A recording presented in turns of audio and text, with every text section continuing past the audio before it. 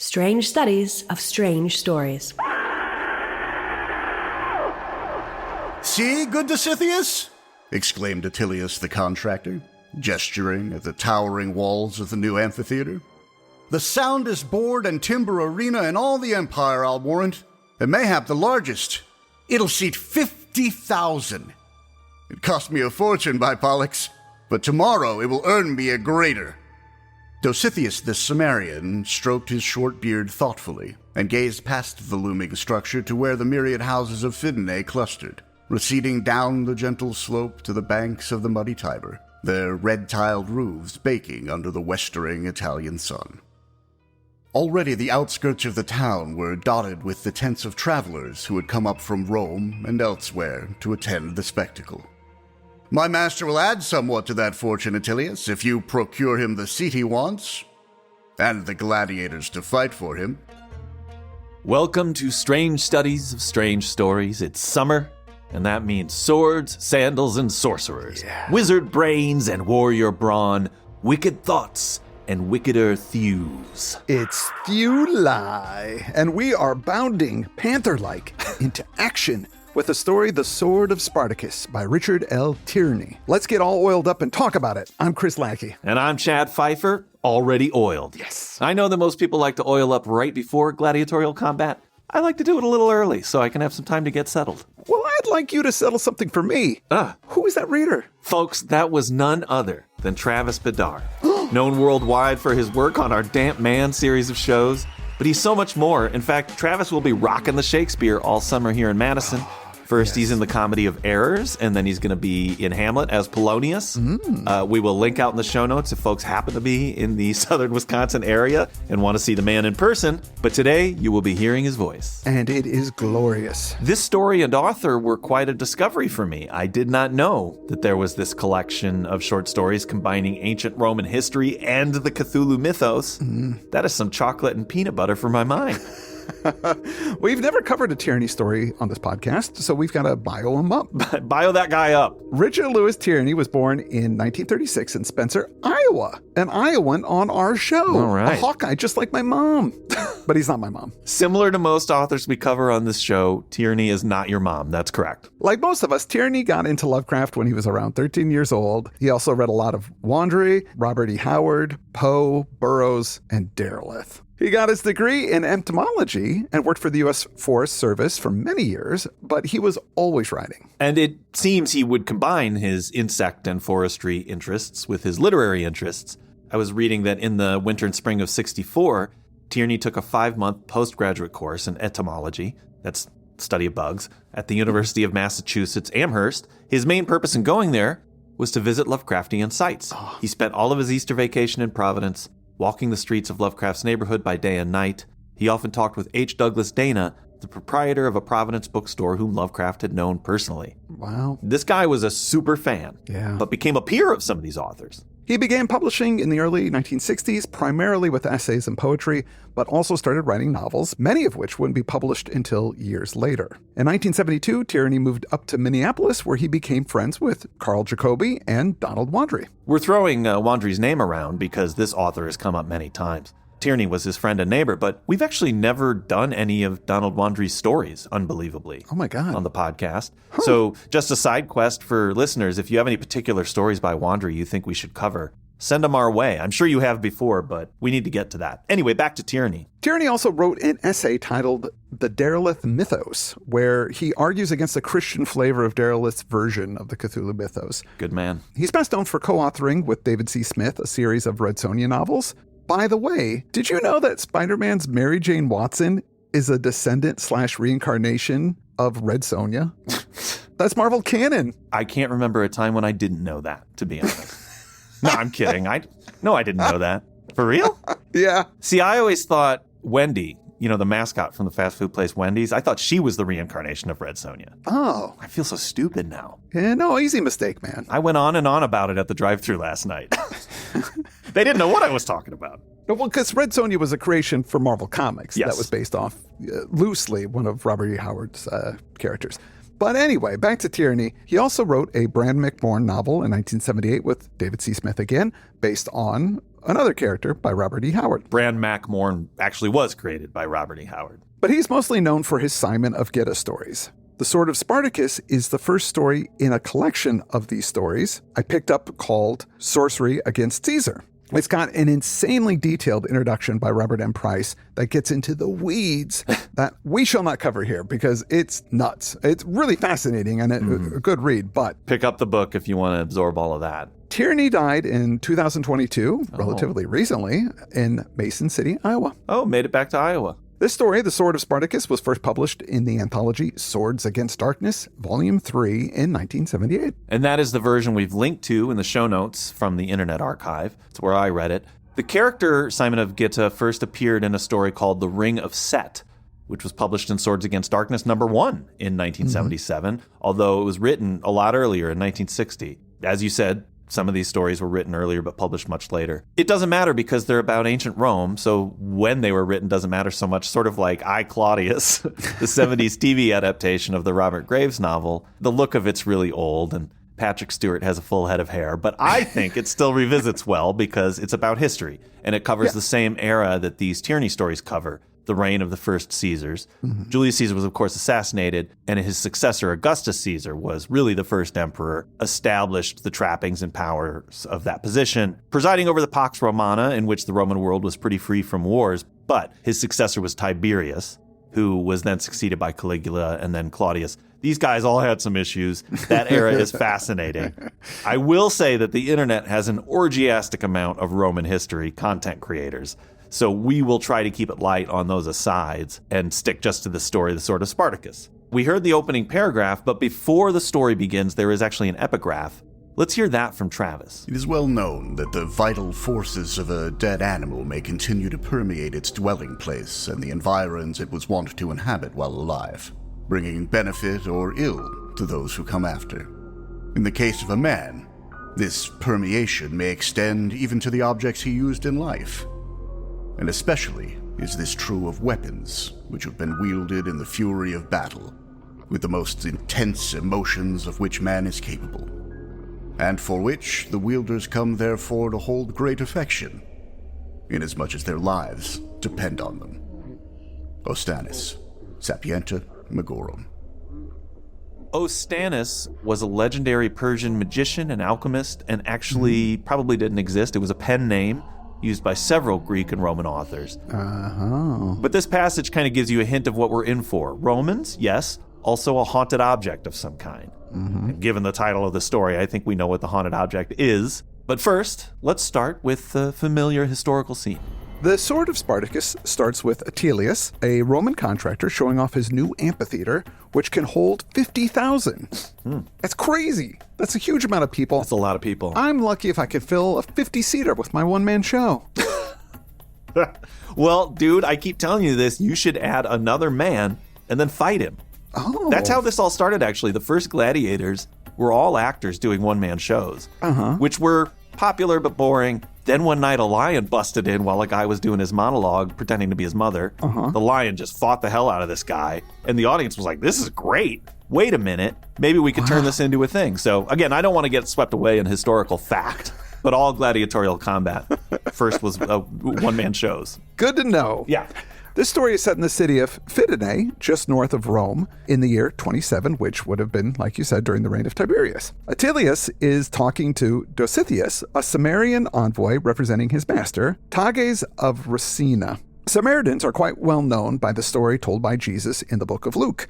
Samaria is now known as the northern part of the West Bank, but Samaritans are supposedly descended from the Israelites. They are an offshoot of Judaism, speaking a dialect of Hebrew, but have a lot of different customs, of which I'm not going to get into. Right. But so you're saying Samaritan, even though this character, Dositheus, is described as a Sumerian. Well, no, not exactly. A Sumerian is somebody from Samaria, and a Samaritan is an ethnic group, but they are also from Samaria.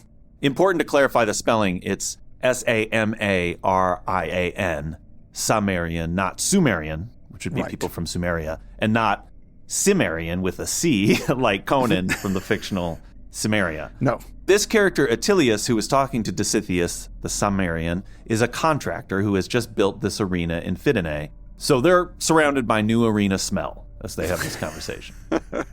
Dositheus is seemingly excited about this grand opening and has seats for his master pre-booked, but Dositheus is also supposed to buy some gladiators for the fights. Before they go to select some gladiators, Dositheus sends for his young apprentice, Menander, who shows up with a big black crow called Carbo. The way that Dositheus and Menander are dressed makes Attilius nervous because they seem like foreign sorcerers, but he likes money too much to worry about it. And I was reading about the linguistic distinction of sorcerers and miracle workers, or magic and miracles, which is basically, if it's from your god, then it's a miracle, but if it's not your god, then it's magic. Right. Which is evil. But that's an important classification, because sometimes when characters are described as mystics or something like that, it might not necessarily mean that they're, like Gandalf. Right. It means that they're a mystic of their religion, not necessarily the same as a wizard. The character of Dositheus is based on a historical figure, Dositheus the Samaritan.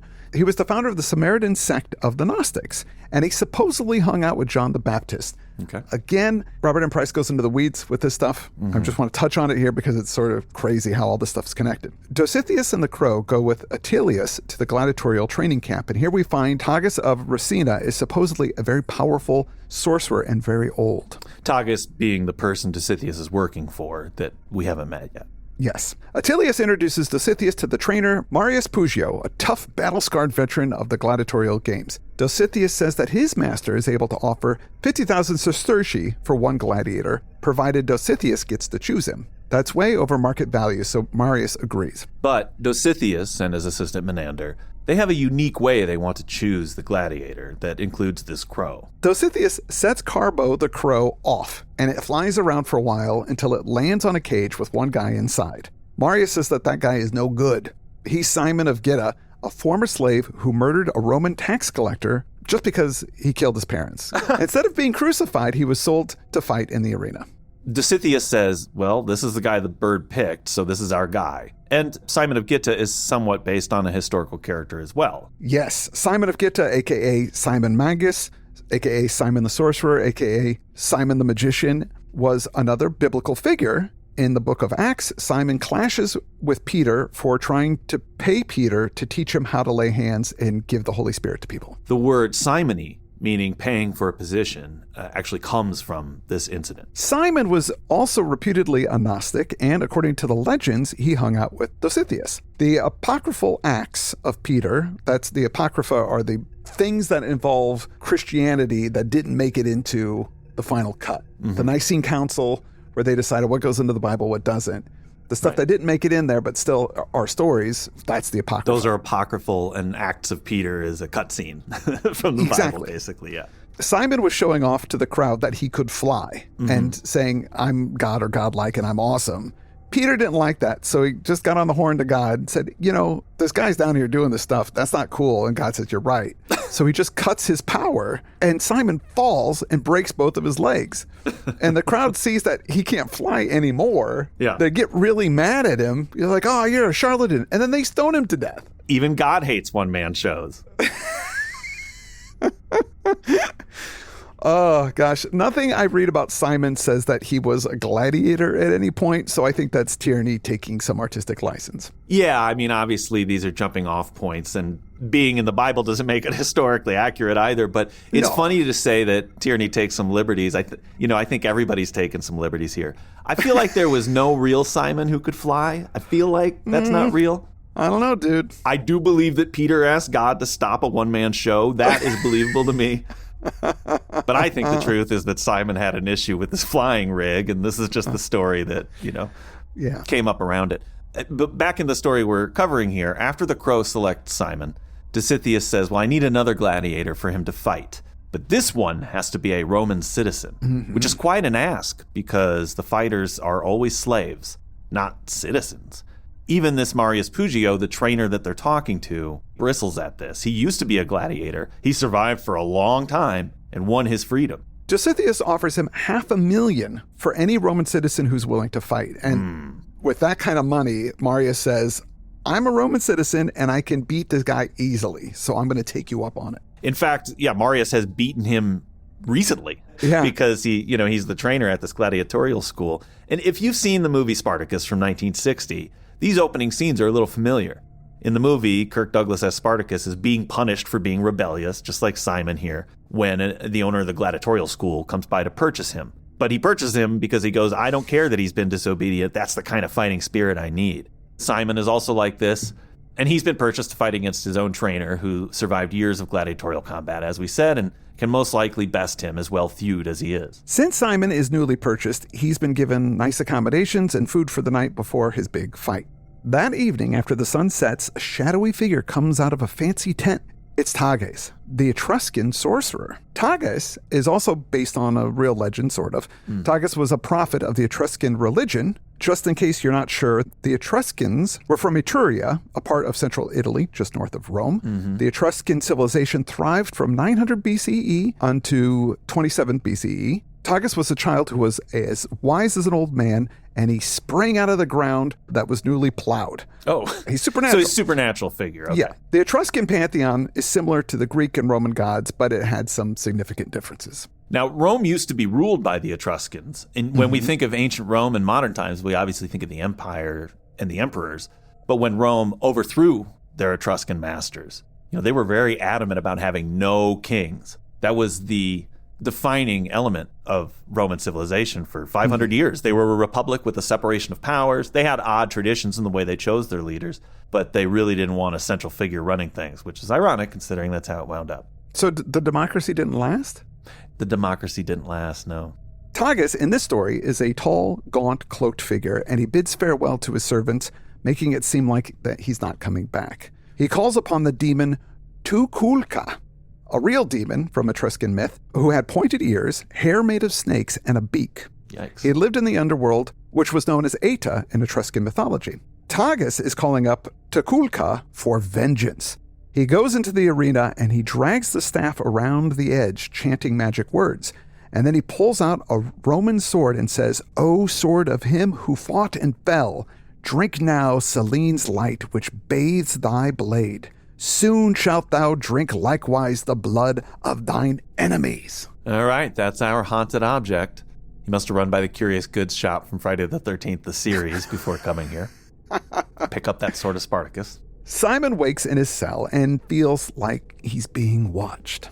But when he checks, there's nobody there. He thinks he doesn't have much of a chance in next day's fight, but he's happy that he at least gets a fair fight. The only person that seems to give two poops about him is this Dositheus guy. Earlier in the day, he visited Simon and said that if he wins the fight, Simon will get his freedom. Dositheus also told him that he was going to be doing a great thing in this fight. Suddenly, Simon feels that presence again and sees a hooded figure standing in the moonlight. So it's our Etruscan sorcerer in some kind of holographic spirit form. He identifies himself as Tages of Racina. You know me as a sorcerer, but I'm actually Trogus the Gaul. He explains that he was a slave after Druids captured his parents, but as a child, he was liberated by Spartacus, and he joined his legendary revolt. And we don't need to get into Spartacus, right? Well, he led a revolt that ended in 71 BCE, so that would make Tages really old, probably over 100 years old. Yeah, that revolt would have happened over 100 years ago. We don't need to get too deep into it. I did take the opportunity to watch the 1960 movie over the weekend, and it holds up. As a movie, maybe less as a historical document. It takes a lot of liberties with this story.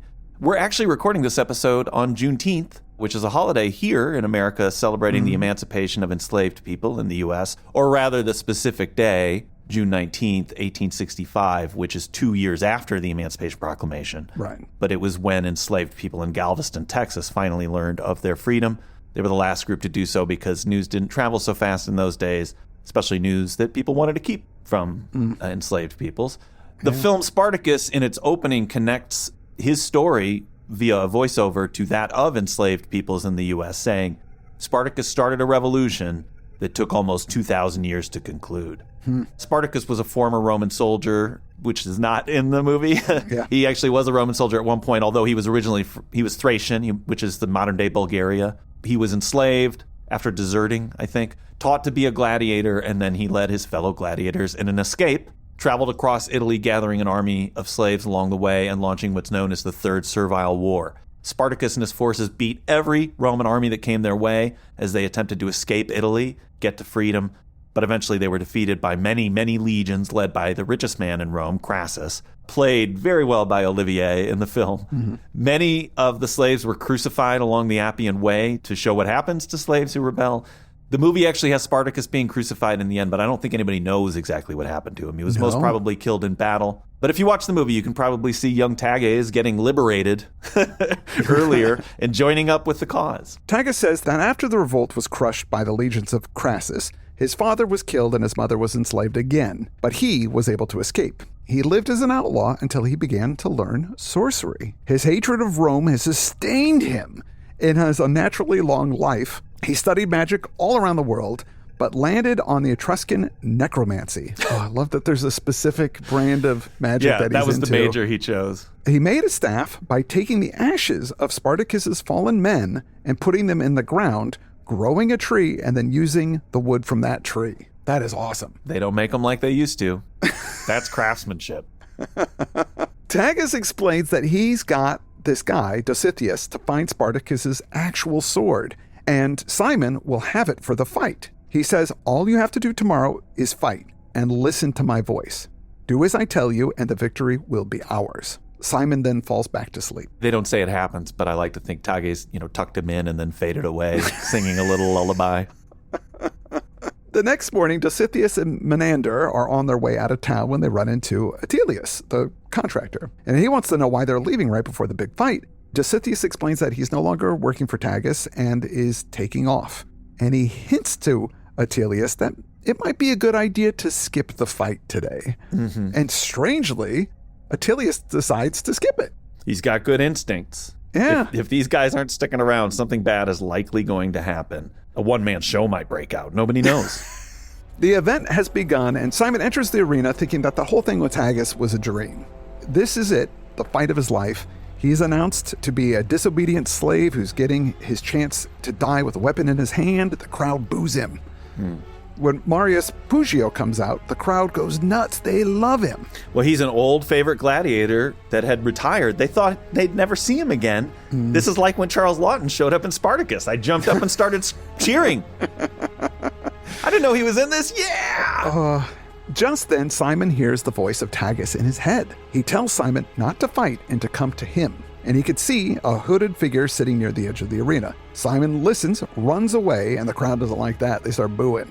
But when he gets close to Tages throws the sword to Simon, and it is, of course, the sword of Spartacus. Fan interference. When he grips the sword, Simon is filled with power, He-Man style. Roman pigs, he roared, in a language he had never spoken before, and charged. Pugio leapt back again, startled to realize that the man he had bested with relative ease the day before had suddenly become a foe of tremendous power and skill, apparently berserk with rage. The master gladiator continued to fall back on the defensive before the whirlwind fury of his attacker's sword strokes, countering with thrusts of his dagger when he was able. Blades rang and grated against bucklers for a brief, furious moment during which the action was too swift for the crowd to follow. Simon roared a Thracian oath, feinted, and then slashed with lightning speed. An instant too late, Pugio tried to fend off the sword with his round buckler, and then his left arm plopped to the sand, while blood gushed from the numbed stump of his elbow. Whoa! That actually is in Spartacus as well. There's a part where Kirk Douglas chops a guy's arm off. It was real surprising because if you were to watch a big Roman battle in a movie now, you would expect gore and violence, Braveheart style, but that wasn't really going on for most of the fights, and then suddenly it was like, chop! Whoa! But he's actually possessed by Spartacus entirely, right? I guess it is Spartacus, or... he's speaking Thracian, which is Spartacus's native language. Yeah, so it must be Spartacus, yeah. And he's got better moves suddenly, so he's kind of fully possessed, just like Mary Jane Watson is by Red Sonja. Right, yeah, okay. It kind of it makes Simon a little less interesting in this moment, although it is the beginning of his hero's journey. Yes. Maybe it's just that he was worthy of being possessed by Spartacus. By the way, in the movie, Spartacus falls in love with Jean Simmons, the actress, not the Kiss singer. She's a fellow slave in the movie, but the real historical Spartacus was actually married to a mystic. She was a prophetess from his home country. So there was always some dark magic swirling around the actual historical figure. The crowd yells for Simon to spare Pugio, but he doesn't listen to them. They yell foul, which really ticked me off. Like, not fair. You're cheating. It's I know. That's fan cheating. interference, like I said, but it's as if any of this were fair. Simon says, "No, you Roman butchers. Did you spare my 6,000 when they were fools enough to surrender to you? Did you ever spare any man who dared fight for freedom against your bloody rule? It's blood you came here to see, you howling swine, and it's blood you'll have." Tagis's voice now tells Simon to cut open Marius's chest and pull out his heart. Yes. Which he does without hesitation, and the crowd is actually freaked out by this. Great moment. He reached in with his left hand and clutched about in the wet gore till his fingers closed upon the still pulsing heart. Then with a snapping of fibers and vessels savagely wrenched it forth and held it aloft while the bright blood rilled down his arm and side. The crowd gasped, then slowly grew silent in horror at the sight. Tagis then stands up and does his invocation to Tukulka. He holds up the statue and says, "Come then, O great Tukulka. The feast is spread." Then a bolt of lightning crashes into Tagis, causing a great explosion, vaporizing him. He's gone. Simon sprawled to the sand, shaken from his feet by the awful concussion. He sensed the light of midday suddenly dimming. Glancing upward, he saw that the great canopy was rent asunder. Blazing at its edges and beyond it was something blotting out the sky. Something shadowy and insubstantial, suggestive of a monstrous beaked face framed in writhing tentacles. There was a great rending and cracking of wooden beams. Simon leapt up in terror and raced to the center of the arena. The rending sound grew louder, and a great wail of fear went up from the crowd. As he came to a stop in the center, Simon felt the sand tremble beneath his feet. The side of the arena before him seemed to be tossing and crumpling like a foundering ship. The scream of the crowd rose to an unbelievable volume. Simon flung himself face down on the sand and covered his head with his hands. There was a prolonged, roaring crash that mingled with the despairing shriek of 50,000 doomed souls. Big explosion, sky full of smoke. What a finale. It's awesome. After it quiets down, Simon opens his eyes and sees devastation. But the sky is blue and beautiful, and he could hear the groans of the dying and realizes that Tagis must have opened up some kind of gate to the underworld or something. He's not a mystic yet, so he's not exactly sure what happened, but he gets that impression. But the gate is now closed. Yet that instant had been enough to accomplish the purpose of Tages. Tages, whose undying hatred for Rome had led him at the last to sacrifice his own life in order to bring about the destruction of his enemies. And Samson said, "Let me die with the Philistines," muttered Simon, recalling the words of the ancient book. And the house fell upon the lords, and upon all the people that were therein. Then he steeled himself to do what he knew he must, in order to leave this place alive and anonymous. Wow. And that's the end of this story, but the beginning of Simon's story. Yeah. I gotta say, I really enjoyed this story. I thought it was great. This kind of reminded me of Lovecraft's story, The Cats of Ulthar. In that one, the animal abusers are destroyed by ancient forces called down from the sky by somebody who's privy to that kind of magic. Here it's the Roman masses who would enjoy watching slaves kill each other who are punished. Yeah. Slavers are like robots or zombies or Nazis in movies. Who cares if they get killed? In fact, show me the arms getting chopped off because it's awesome. So yeah, I really enjoyed this story too. I mean, my gosh. I love ancient history and I love the Cthulhu Mythos stories, so this is a really great genre, and I'm going to try and get... You have the book that's got them all collected. I have the whole book, yeah. I'm definitely going to keep reading because it's great stuff. I was looking on the H.P. Lovecraft wiki for a little more information about Simon. It says he first appeared in The Ring of Set. So that was actually the first story, The Ring of Set, which is in Swords Against Darkness #1 in 77, although it was written in 1960. As we said, Simon of Gitzit was based on the biblical figure of Simon Magus. The author was inspired by the portrayal of the character by Jack Palance in the film The Silver Chalice from 1954. And it says the stories incorporate aspects of the historical religion of Gnosticism, meshing its lore with that of H.P. Lovecraft. And, Gnostics believed the material world was created by an imperfect creator, often an evil creator, and that humans contain like a divine spark that's trapped within them. Salvation for Gnostics involved escaping the material world and returning to the divine realm through gnosis, a mystical and personal experience of divine knowledge. Yeah. So in many ways, that's a little more like Eastern religions, that you need to sort of attune to the nirvana, or, there's not heaven and hell and punishment and all of these kinds of things. It's about getting back to that true spiritual nature, because the lives that we lead are, in an imperfect world. There were around 20 Simon of Gitza stories. Yeah. I think he encountered the Slayer Cain in one of the stories, disrupted a plot to summon Shub-Niggurath, later goes on a cosmic voyage across the solar system. Oh, wow. Encounters Jesus of Nazareth in one of the stories. What? The Roman Emperor Tiberius acquires the serpent ring of Set in one of the stories. Nice. And Simon is rumored to be connected to Tiberius's death.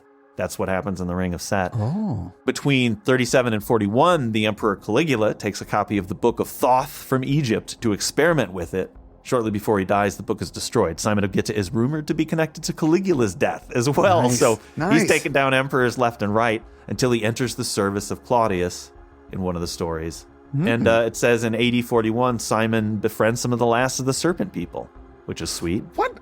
Quit spoiling these things for me. This is awesome. And at one point, he battles the forces of Cthulhu. That's all I'm going to say about it. Okay. Wow. So there's a lot more to check out with this author and character. It's amazing stuff. You know what else is amazing? What's that?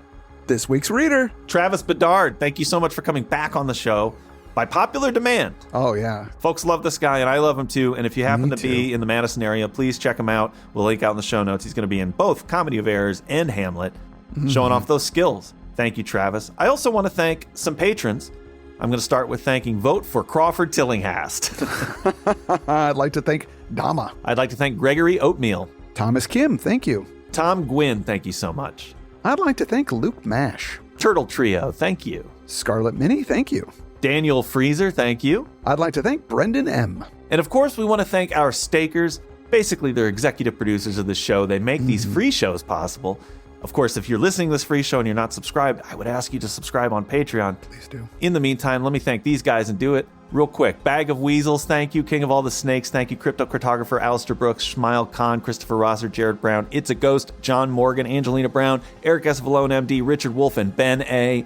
You keep this show going, and we really appreciate you. Thanks so much, folks. We're going to be back next week with the Robert E. Howard Conan story. That's right, The Scarlet Citadel. Apparently a big influence on Dungeons & Dragons. I've just read it for the first time, and I really enjoyed it. So I'm looking forward to talking about that as we continue through Thulai. And with that, I'm Chris Lackey. I'm Chad Pfeiffer. And you've been listening to Strange Studies of Strange Stories at strangestudies.com. Strange Studies of Strange Stories.